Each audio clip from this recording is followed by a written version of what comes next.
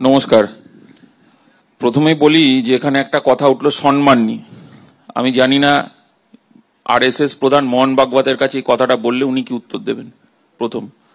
দ্বিতীয় হচ্ছে যে এই যে বিজেপির মানসিকতা, যেটা নিয়ে বারবার আলোচনা হচ্ছে, আমি ছাড়া কিছু দেখতে পান না, এখন অনেক কিছু বলছেন। আমি তো অবাক হয়ে গেলাম বিশ্বদা, আমি জানি না কেন, আপনিও নিশ্চয়ই অবাক হয়ে থাকবেন।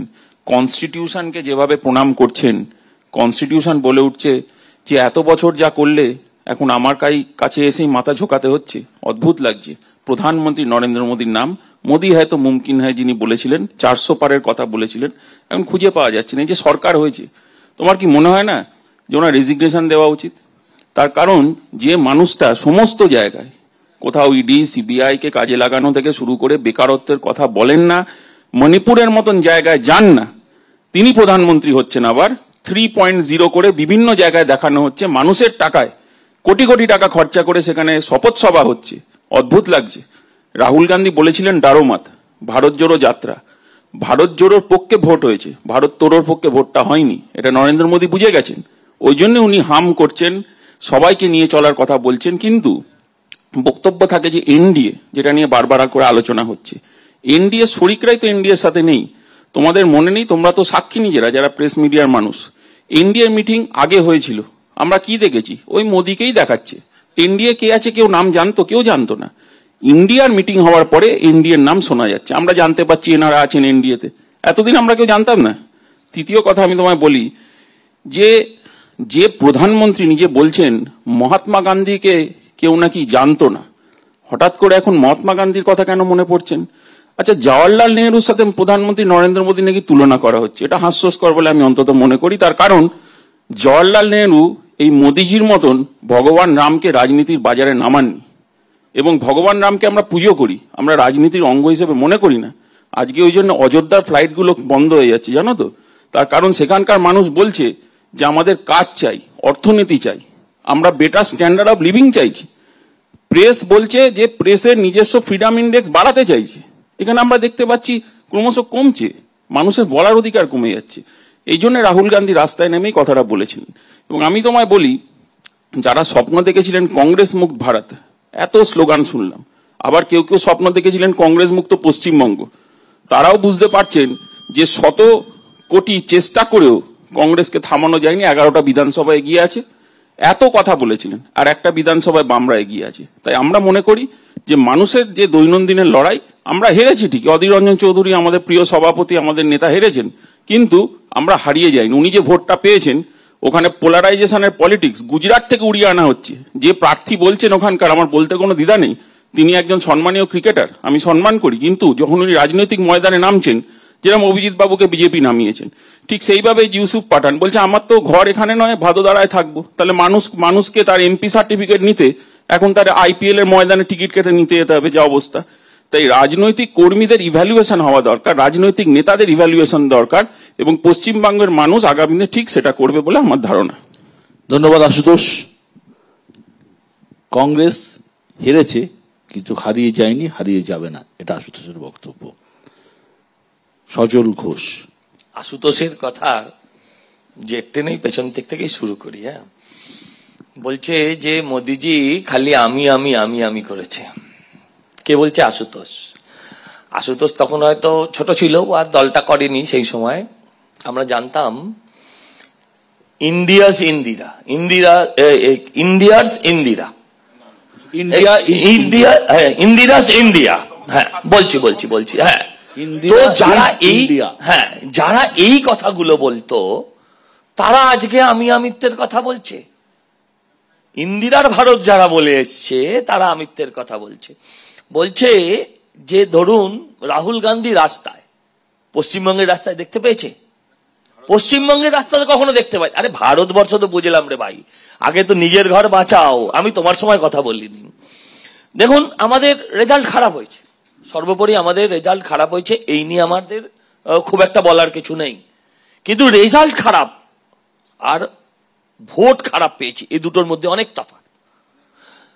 কোন এক সময় উত্তরপ্রদেশে মায়াবতী 19% ভোট পেয়ে সর্বোচ্চ সিট পেয়েছিলেন, 19% ভোট।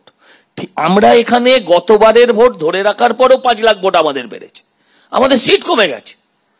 সিট কমে যাওয়ার যন্ত্রণা যেমন আছে, ভোট বাড়ার সফলতাকেও ভুলে গেলে চলবে না। বাট আজকে প্রোপাগান্ডার যুগে সেটা হয়তো একটুখানি লাইমলাইটের বাইরে ডিপোকাস্ট।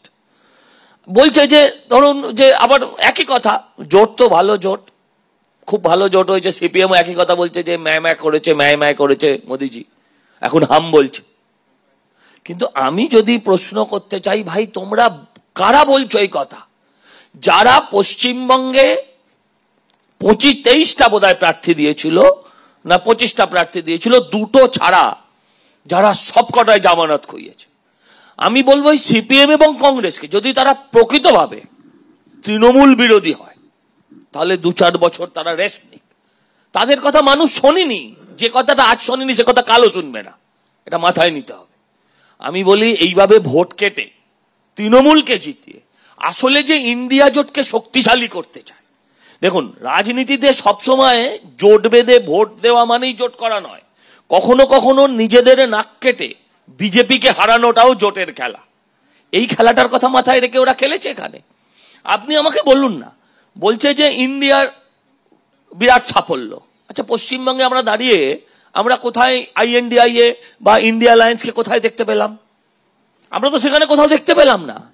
আমার প্রশ্ন হচ্ছে যে বিজেপির স্লোগান ব্যর্থ, তৃণমূলের বৈশাদা বলেছেন। আমি বলি ভুলে গেছেন 42-এ 42, হয় এবার নয় নেভার। দেখুন, রাজনীতিতে এবারও হয়নি, নেভারটাও হয়নি। মমতা ব্যানার্জি বলেছিলেন হয় এবার নয়তো নেভার, সেবারও হয়নি, নেভারও হয়নি, পরবর্তী দিনে জায়গা পেয়েছিলেন। অতএব রাজনীতি সম্ভাবনার খেলা, সেখানে এগুলো ভেবে লাভ নেই, ঠিক উঠে আসবে টিম। হ্যাঁ, আমি একটাই কথা আবার আপনাদের মাধ্যমে বলতে চাই, যারা এই যে আপনি একটা লিখেছেন যে সবাই আনন্দে আছি জোটের, কি যেন স্লোগানটা, সবাই খুশি এবার ভোটে, সবাই খুশি এবার ভোটে।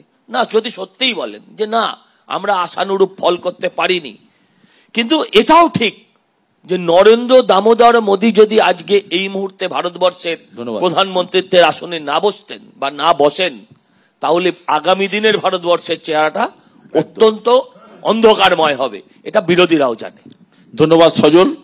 মোশন ছিল সবাই খুশি এবার ভোটে। সত্যি সজলের কথার পর এটা পরিষ্কার, সবাই খুশি, সজল খুশি, আশুতোষটাও খুশি, কারণ ওদের 10টা সিটে অন্তত এগিয়ে আছে। CPIM তারাও খুশি, তারাও 1-2 সিটে এগিয়ে আছে। যদি ফলের নিরিখে বলতে হয় সবাই কিন্তু খুশি। শান্তনু সেন। বিশ্বদা, আমি প্রত্যেকবারই আপনার এই অনুষ্ঠানে এসে একটা কবিতা দিয়ে বলা শুরু করি, এবারও তোর ব্যতিক্রম করব না। আপনার মোশনকে সামনে রেখে, লাইনে দাঁড়িয়ে দেশের মানুষ দিলেন প্রতিবাদের ভোট, অস্থায়ী নরবরে একটা সরকার গড়ল এই সুবিধাবাদী জোট। যেহেতু আমি সবার শেষে বলছি, আমি প্রত্যেকের কথাই একটু টেনে বলবো। প্রথমেই আমি আপনাকে দিয়ে শুরু করব। আপনি বারবার মুখবন্ধে জওহরলাল নেহরুর সাথে নরেন্দ্র মোদীকে এক পংক্তিতে বসাতে চাইছেন। দেখুন, মাথায় রাখবেন, দাড়ি থাকলেই রবীন্দ্রনাথ হয় না। মোদীজি 2021-এর আগে দাড়ি রেখে বাংলায় রবীন্দ্রনাথ সেজে প্রচার করার চেষ্টা করেছিলেন।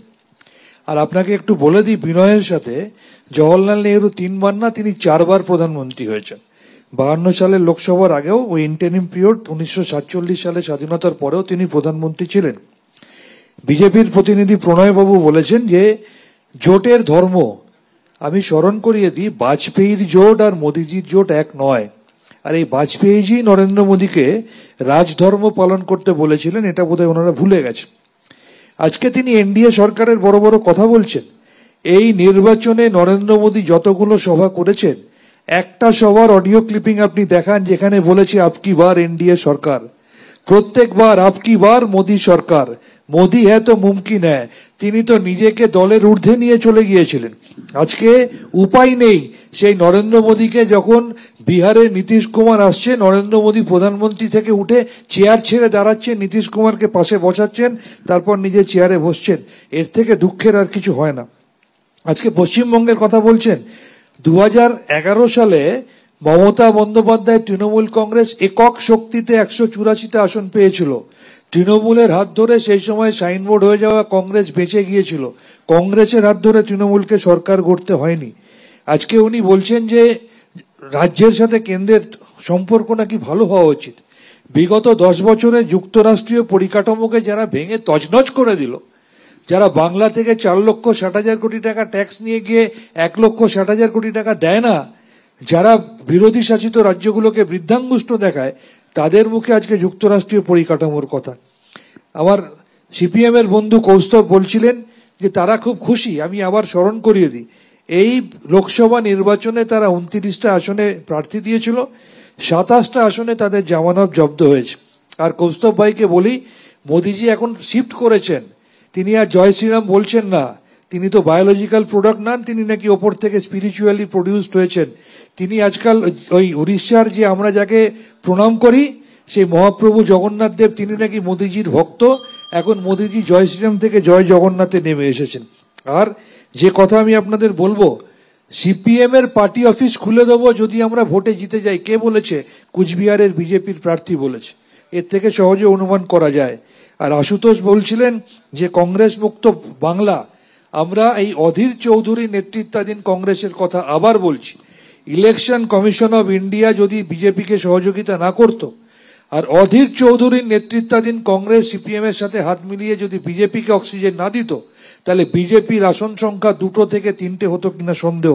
আর শেষ করব সজলকে একটা কথা বলে, একটা আমার বিনয়ের সাথে আবেদন, সিপিএম বাংলায় শূন্য হয়ে গেছে, কংগ্রেস বাংলায় শূন্য হয়ে গেছে, বিজেপিকে মানুষ খাদের কিনারায় পৌঁছে দিয়েছে।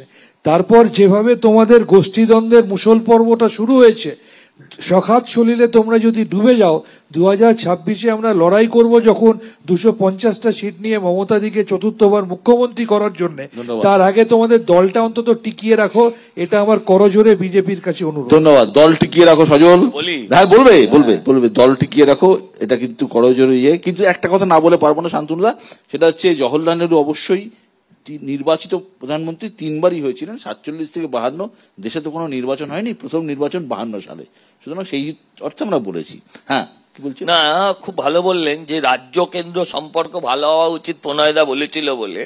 হ্যাঁ, লম্বা চওড়া ডাক্তারবাবু ভাষণ দিয়ে দিলেন। আরে কেন্দ্র রাজ্যের সম্পর্ক ভালো করা উচিত, এটা গতকাল ভাইপো টুইট করে বলেছে, সেটা বোধহয় পড়তে ভুলে গেছে। আপনি সিপিএম পার্টি অফিস খোলার কথা বলেছেন তো?